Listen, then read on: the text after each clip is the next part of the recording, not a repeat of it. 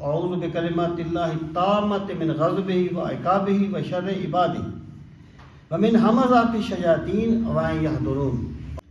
سرکار نے فرمایا جب تم میں سے کوئی بندہ ڈر جائے نیند میں، خواب دیکھ لیا بڑا ڈرانا سا، فلیقل، اسے چاہیے کہ وہ یہ کہے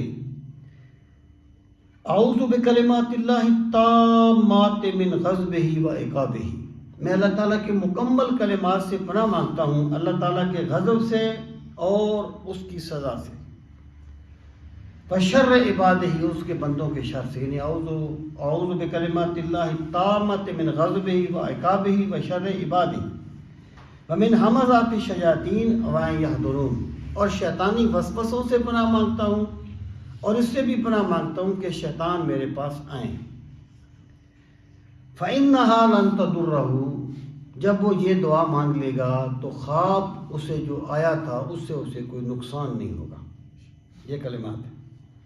اور ایک اور روایت میں ہے کہ اگر کوئی بندہ ایسا خواب دیکھے جو ڈرانا ہو، بندہ ڈر جائے، تو بندہ جب اس کی آنکھ کھلے تو اپنی بائیں طرف 3 مرتبہ تھوکے اور پھر کہے اعوذ باللہ من الشیطان الرجیم۔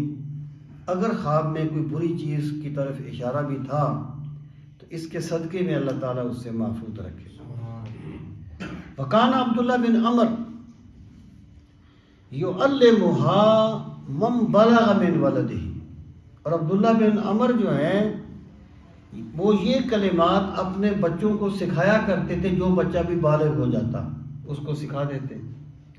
ومن لم یبلغ منہم کتبها فی سک ثم علقها فی عنقہ، اور جو بچہ بالغ نہ ہوا ہوتا، جو نہ سیکھ سکتا، تو یہ کلمات لکھ کر یعنی ایک چمڑے میں اس کو رکھتے اور پھر اس کے گلے میں لٹکا دیتے۔